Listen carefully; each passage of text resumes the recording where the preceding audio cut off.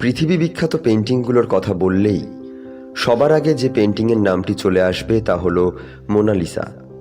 কিন্তু কিভাবে এটি এত বিখ্যাত হয়ে উঠল, আর কেনই বা মোনালিসা অন্য সব বিখ্যাত পেন্টিংগুলোর মধ্যে অনন্য হয়ে উঠল?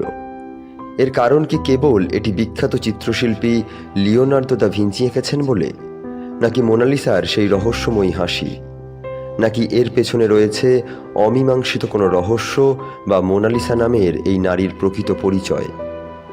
না, এর কোনোটিই নয়। শুনতে অবাক লাগলেও সত্য, বর্তমান সময়ের সবচেয়ে বিখ্যাত এই পেন্টিংটি গত শতাব্দীর শুরুতেও এতটা বিখ্যাত ছিল না এটি নিয়ে মানুষের এত আগ্রহ। ফ্রান্সের লুভর মিউজিয়ামে সংরক্ষিত অন্য সব পেন্টিংয়ের মতোই ছিল এর গুরুত্ব। তবে হুট করে কি এমন হলো এই মোনালিসা হয়ে উঠল বিশ্বজুড়ে আলোচনার কেন্দ্রবিন্দু?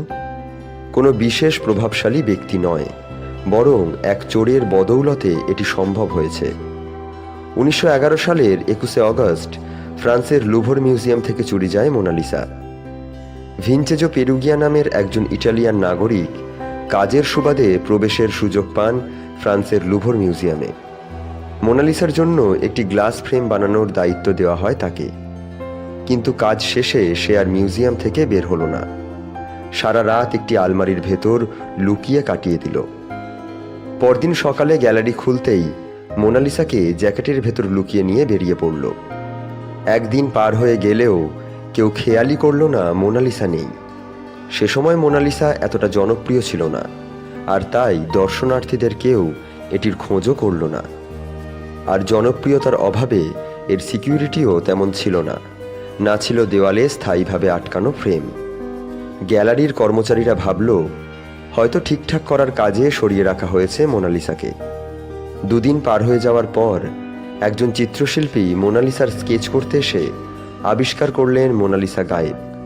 তিনি মিউজিয়াম কর্তৃপক্ষের কাছে মোনালিসার উধাও হয়ে যাওয়ার রিপোর্ট করলেন। পুরো বিশ্বের বড় বড় সংবাদ মাধ্যমের প্রধান শিরোনামে চলে আসে এই চুরির খবর। ছাপানো হয় প্রতিটি সংবাদপত্রের প্রথম পাতায়, আর হু হু করে বাড়তে থাকল লুভরের দর্শনার্থী। দূর দূরান্ত হতে মানুষ লুভরে এসে ভিড় জমাতে লাগলো শুধুমাত্র হারিয়ে যাওয়া মোনালিসার শূন্যস্থান দেখতে। রাতারাতি খ্যাতির শিখরে পৌঁছে গেল লুভর। হারানো মোনালিসার কোনো সূত্রই খুঁজে পেল না পুলিশ। মজার ব্যাপার হলো, পুলিশের সন্দেহের তালিকায় অন্তর্ভুক্ত ছিল আর একজন বিখ্যাত চিত্রশিল্পী পাবলো পিকাসোর নামও। যেখানে আসল চোর পেরুগিয়া ছিল পলাতক। সময়ের সাথে নানা ঘটনাচক্রে আবারও মোনালিসাকে ভুলতে বসেছে বিশ্ববাসী। পুরো 2 বছর পর অ্যালফ্রেডো গেরি নামের এক আর্ট ব্যবসায়ীর ঠিকানায় পৌঁছালো এক চিঠি। চিঠির প্রেরক দাবি করছেন তিনিই সেই চোর যে মোনালিসাকে চুরি করেছিল এবং এখন তিনি তা বিক্রি করতে আগ্রহী। চিঠি পেয়ে রীতিমতো উত্তেজিত আর্ট ব্যবসায়ী পৌঁছে গেলেন ইটালির ফ্লোরিডায় চোরের সাথে দেখা করতে। যাচাই করে দেখল পেন্টিংটি আসল মোনালিসা কিনা। এই 2 বছর ধরে মোনালিসার স্থান হয়েছিল পেরুগিয়ার বেডরুমের মেঝের নিচের গুপ্ত কোটরে। অতীব শীঘ্রই পুলিশ আটক করে পেরুগিয়াকে।